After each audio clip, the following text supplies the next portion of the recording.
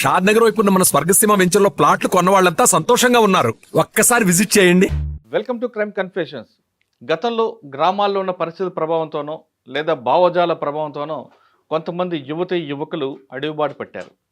అడవులకు వెళ్ళిన తర్వాత వాళ్ళు ఏ కాలంతో పని లేకుండా నిరంతరం పేద ప్రజల అభివృద్ధి కోసం కృషి చేశారు. జన్మనిచ్చిన తల్లిదండ్రులు పక్కన పెట్టి రక్త సంబంధం కన్నా వర్గ సంబంధమే ముఖ్యం అంటూ వాళ్ళు చాలా కార్యక్రమాలు చేపట్టి ప్రభుత్వాలు కూడా కిందకు వచ్చి గ్రామీణ ప్రాంతాల అభివృద్ధికి దోహదపడ్డాయి. ఆ విధంగా అడవిలోకి వెళ్ళి కొంతకాలం తర్వాత వ్యక్తిగత కారణాలతోనో లేదా అనారోగ్య సమస్యలతోనో బయటకు వచ్చిన వారు కానీ లేదా సరెండర్ అయిన వారు కానీ పరిచయం చేసే కార్యక్రమంలో ఈ వారం మన guest Malyala Lakshmaiah alias Devanna, deputy commander special protection force action team. ఆయన గతంలో పార్టీలో చాలా కాలం పనిచేసి ప్రజల కోసం ఏం చేశారు, పార్టీ ఆదేశాల మేరకు పోలీస్ స్టేషన్లు పేల్చివేతలు కానీ లేదా మంచి కార్యక్రమాలు చేయడం కానీ అలాంటివి ఏ కార్యక్రమాలు చేశారు. ఆయన లిస్టులో Ramayampet police station, Sirnapalli railway station బ్లాస్టింగ్లు కూడా ఉన్నాయి. అది ఎందుకు చేశారు, ఎందుకు చేయాల్సి వచ్చింది, అన్నిటికన్నా ముఖ్యంగా శంకరన్తో ఆయనకున్న అనుబంధం ఏంటి అనే విషయాల్ని ఆయన అడిగి తెలుసుకున్నాను. నమస్తే. దేవన్న అలియాస్ వెంకన్న అలియాస్ మల్యాల లక్ష్మయ్య అంటే ఒకప్పుడు పోలీసులకి మోస్ట్ వాంటెడ్. ముఖ్యంగా మెదక్ జిల్లాలో మీ ప్రభావం ఎక్కువగా ఉండేది. రామాయంపేట పోలీస్ స్టేషన్ బ్లాస్టింగ్ తర్వాత దేవన్న పోలీసులు మోస్ట్ వాంటెడ్ అయ్యారు. రామాయంపేట తర్వాత సిర్నాపల్లి చాలా ఉంటాయి, ఇంకా వరుసగా చెప్తుంటారు. అప్పుడు పరిస్థితి ప్రభావంతో అటువంటి కార్యక్రమాలు చేశారు. కానీ పార్టీ ప్రజలకు చాలా సేవ చేసింది. మీరు పార్టీలోకి వెళ్ళిన తర్వాత ప్రజల కోసం ఏం చేశారు, ఎందుకు బయటికి రావాల్సి వచ్చింది, వచ్చిన తర్వాత ఇప్పుడు మీ జీవన విధానం ఎలా కొనసాగుతుంది, ఈ 3 ప్రశ్నలకు సమాధానం చెప్పే ముందు లక్ష్మయ్య అలియాస్ దేవన్న కుటుంబ నేపథ్యం, ఎందుకు పార్టీ వైపు భావజాలం ప్రభావంతోనా లేదా నిజంగానే మీ గ్రామాల్లో పెత్తందారుల పోకడుండి వాళ్ళని ఎదిరించడానికి అటువైపు వెళ్ళారా? పెత్తందారులు కూడా ఉండే. ఎవరన్నా మీది సొంత ఊరు ఎక్కడ? మాది కోనరావుపేట మండలం నిమ్మపల్లి గ్రామం, రాజన్న సిరిసిల్ల డిస్టిక్. అన్నలు అచ్చుడు పోగుడు ప్రభావం వల్ల మేము అంటే ఊర్లో లేదా పెత్తందారులది భూస్వాముల వ్యవస్థ అంత ఉంది. అప్పుడు దొరలు ఉన్నారు, మా గ్రామంలో కూడా భూస్వాములు ఉన్నారు, పెత్తందారులు ఉన్నారు. వాళ్ళందరికీ వ్యతిరేకంగా మేము రెట్టి సాకి. ఎంతవరకు చదువుకున్నారు మీరు? నేను పార్టీలనే చదువుకున్నాను, ఇంట్లో చదువుకోలేదు. అంటే ఏ వయసులో పార్టీకి వెళ్ళారు మీరు?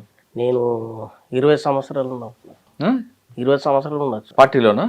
కాదన్న, ఎప్పుడు పార్టీలో ఎందుకు వెళ్ళాల్సి వచ్చింది? 89లో వెళ్ళాను.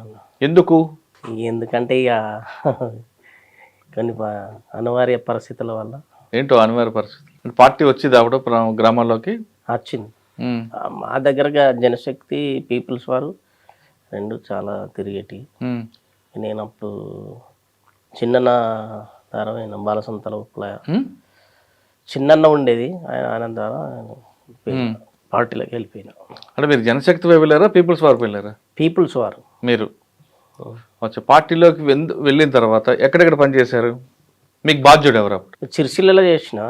సిరిసిల్ల ఏరియాలో చిన్నన్న అని ఉండే. మీ బాధ్యుడు ఎవరు?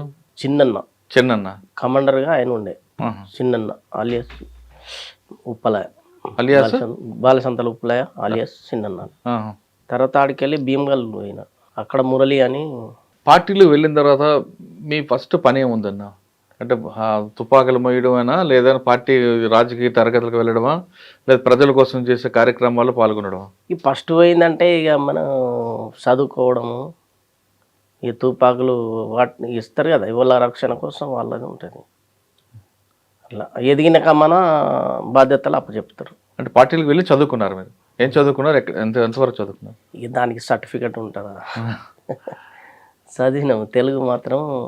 ఎవరు నేర్పారు మీకు? ఈ అలా చదువు వచ్చిన వాళ్ళు ఎవరన్నా ఉంటే వాళ్ళకు అప్పచెప్తారు. ఎలాగుంటుంది అని దినచర్య ఎలా ఉంటుంది చెప్పండి? మీరు వెళ్ళేసరికి, మీరు లోపలికి వెళ్ళేసరికి దినచర్య ఎలాగుంటుంది ఉదయం నుంచి రాత్రి వరకు? ఈ బాగానే ఉంటుంది. అక్కడ అలవాటు అయితే అదే మంచిగా అనిపిస్తుంది. ఉదయం లెగుస్తారు, కాలకృత్యాలు అయిన తర్వాత టిఫిన్ ఏమి ఇస్తారు? టిఫిన్ ఏమి ఉండదు, రాత్రి అన్నమే. టిఫిన్ తెప్పిస్తే మళ్ళీ నిర్బంధం, ఇది ఎటు పోతుంది ఏం కథ అనేది ఇనుకోరు ఉంటాను. చదువు అంటే తెలుగు నేర్పేవారా? ఇక చదువు తెలుగే. ఇంకేంది. మీతో పాటు ఎంతమంది? మాతో చాలా మంది ఉంటారు. కాకపోతే మా దళంలో మేము అప్పుడు 9 మందితో 10 మందితో ఇట్లుండు. మళ్ళీ మిలిటెన్స్ కూడా వస్తారు. అంటే చదువైన తర్వాత భీమగల్ దళమా? ఇక సీనియర్ అయినా కావన్నా బాధ్యతలు అప్పచెప్తారు. దళ సభ్యు నుంచి డిప్యూటీ కమాండరు, డిప్యూటీ కమాండర్ నుంచి షాక్ మెంబర్ నుంచి డిప్యూటీ నుంచి కమాండర్ చేస్తారు. కమాండర్ నుంచి డీసీ, జిల్లా committee, regional committee, state committee, కేంద్ర కమిటీ అట్లా. స్టేట్ కమిటీ తర్వాత సెంట్రల్ కమిటీ. బాగానే ఉంది. పార్టీలో మీరు సీనియర్ అయిన తర్వాత బాధ్యతలు ఇచ్చారు కదా, మీకు ఇచ్చిన బాధ్యతలు ఏంటి? నేను డిప్యూటీ కమాండర్ చేసిన. నాకున్నటువంటి బాధ్యతలు ఏంటంటే ఇక మొత్తంకు వెపన్కు సంబంధించి మనకే ఉంటుంది. ఇది వెపన్స్ ఎవరికి ఏది ఇవ్వాలి, ఏమైనా ఖరాబ్ అయితే చూడడము, ఇట్లాంటివి ఉంటాయి. డిప్యూటీ కమాండర్ బాధ్యత మిలిటరీ పరంగా. అచ్చా. మిగతా రాజకీయ ఇక పరంగా రాజకీయ పరంగా అయితే కమాండర్ చూసి మాట్లాడుకుంటాడు, అన్ని విషయాలు చెప్తాడు, యూత్తోని మాట్లాడతాడు. దాంట్లో మాకు కూడా కొన్ని గ్రామాల్లో మాట్లాడడం ఉంటుంది. అంటే తుపాకుల బాధ్యత మీది. అప్పుడు ఏ తుపాకులు ఉండేవన్న మీ దగ్గర? అప్పుడు ఎస్ఎల్ఆర్ ఉండే, ఏకే ఉండే, 303 ఉండే, double barrel, single barrel, 8mm. ఇవన్నీ మీకు నేర్పారా ఎలా వాడాలో? అవన్నీ నాకు వస్తాయి. వస్తాయి అన్నీ వస్తాయా? నేనే నేర్పిద్దుండి ఇంకా కొత్త కొత్త వాళ్ళకి. మీకెవరు నేర్పారు?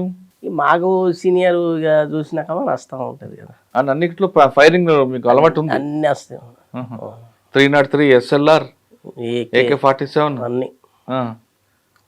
ఇవన్నీ ఎక్కడ వచ్చేవన్న అప్పుడు తుపాకులు మీకు? ఎక్కడి నుంచి? అది పార్టీ తెప్పిస్తుంది, మాకు తెలియదు అంతా. కాకపోతే లాస్ట్లో మేము ఏం చేసినామంటే ఎక్కడ వీక్ ఉంటే అక్కడ దెబ్బ ఒకటి తీసుకోవాలనేది నిర్ణయం. అంతకుముందు ఏంటంటే ఈ ప్రాణాలు అటే పోతున్నాయి, పైసలు అటే పోతున్నాయి, తుపాకులు అటే పోతున్నాయి. రాంగ పట్టుబడి ఈ రకంగా జరిగింది. కాబట్టి అక్కడికి వెళ్ళి వచ్చే పరిస్థితి లేదు. కాబట్టి ఇక్కడనే మనం చేయాలనేది చేసినాం అన్నట్టు. సరే, మీరు భీమగల్ దళంకి ఇచ్చారు, తుపాకులు బాధ్యత ఇచ్చారు. తుపాకులు ఎవరికి, ఏ కేటర్కి ఏది ఇవ్వాలి అనేది మీరు ఎలా డిసైడ్ చేస్తారు? ఇప్పుడు కమాండర్ ఉన్నారు, ఆయనకే తుపాకు ఇవ్వాలి. AK-47 ఎవరికి ఇవ్వాలి, SLR ఎవరికి ఇవ్వాలి, ఎలాగ మీరు దాన్ని డిసైడ్ చేసుకెళ్తారు అని విభజిస్తారు? అయితే కొత్తగా వచ్చిన వాళ్ళకు సింగిల్ బ్యారల్, డబుల్ బ్యారల్ ఇస్తారు. అవి వేటకు సంబంధించినవి, యుద్ధానికి సంబంధించినవి కావు. 303 కొంచెం సీనియర్ అయిన వాళ్ళకు ఉంటాయి అన్నట్టు, అది యుద్ధం చేసేది. SLR, AK ఎట్లా స్థాయిని బట్టి ఇవ్వడం. AK-47 ఎవరికి ఇస్తారు? కమాండర్కి ఇస్తారు. ఎక్స్ట్రా ఉంటే మళ్ళీ డిప్యూటీ కమాండర్కి ఉంటుంది. ఏది ఎక్స్ట్రా ఇంకోటి ఉంటే ఎక్స్ట్రా ఉంటే డిప్యూటీ కమాండర్. కమాండర్ అంటే తుపాకీ బట్టి మనిషికి విభజిస్తారు కదా. AK-47 కమాండర్కి ఇస్తారు. SLR కూడా అలా సెల్ కమిటీ ఉంటుంది కదా, ముగ్గురు ఉంటారు కదా, దానిలో ఎక్స్ట్రా ఉంటే ముగ్గురు లెవెల్ అయినా పట్టుకోవచ్చు. ఓహో. Shock member. నెక్స్ట్ అయితే డిప్యూటీ కమాండర్కే ఉంటుంది. 303 ఇక షాక్ మెంబర్కి ఉంటుంది. ఎవరికి? ఇంకా ముగ్గురితో కమిటీ ఉంటుంది కదా, ఒకళ్ళు డిప్యూటీ, ఒకళ్ళు ఇది ఉంటుంది కదా, ఇట్లా ఇవ్వడం అన్నట్టు. అయితే అప్పుడు మేం చేసినప్పుడు దళానికి ఒకటే ఉండేది అన్నట్టు, ఏది SLR కానీ లేకపోతే AK కానీ. తుపాకీ అడవిలో నేర్పినప్పుడు ఫైరింగ్ సౌండ్ వస్తుంది కదా, ఎలా నేర్పేవారు మరి? సౌండ్ వస్తుంది. మరి ఎలా నేర్పుతారు సౌండ్ రాకుండా? మీ సౌండ్ వేస్తే పోలీసులు తెలిసిపోద్ది కదా. అక్కడికి ఏం రారు కానీ, అంత దూరం ఏం రారు. రారా? మేము ఆ ఊరికి ఈ ఊరికి మధ్యలో వెళ్ళినప్పుడు ఇది చేస్తాం అన్నట్టు, ఈయన రాకుండానే. ఈయన వస్తుంది, ఈయన వస్తే షికారీ ఉంటాయి కదా, ఎన్నో కొడతారు షికారీ. అంటే మీరు 303, SLR, AK-47 మూడు వాడారు కదా, మూడిట్లో ఏది కష్టం, ఏది ఈజీగా ఉంటుంది ఫైరింగ్కి? అన్నిటికంటే ఈజీ AKనే. 303 కూడా బాగా చాలా దూరం పోతుంది, కానీ కొంచెం వజన్ ఎక్కువ ఉంటుంది. AK-47 అయితే అది వజన్ తక్కువ ఉంటుంది, రేంజ్ ఎక్కువ ఉంటుంది. అంటే ఒక ట్రిగ్గర్ నొక్కితే ఎంత టైం కొట్టచ్చు? టైం ఏం లేదు, ఇట్లా అంటేనే పోతుంది అది. ఆటోమేటిక్, సెమీ ఆటోమేటిక్ కూడా పెట్టచ్చు. Automatic, semi automatic. Semi automatic అంటే ఒక్కొక్కటి కొడతాం, ఈ ఆటోమేటిక్ అంటే ఒకటేసారి పోతూ ఉంటాయి.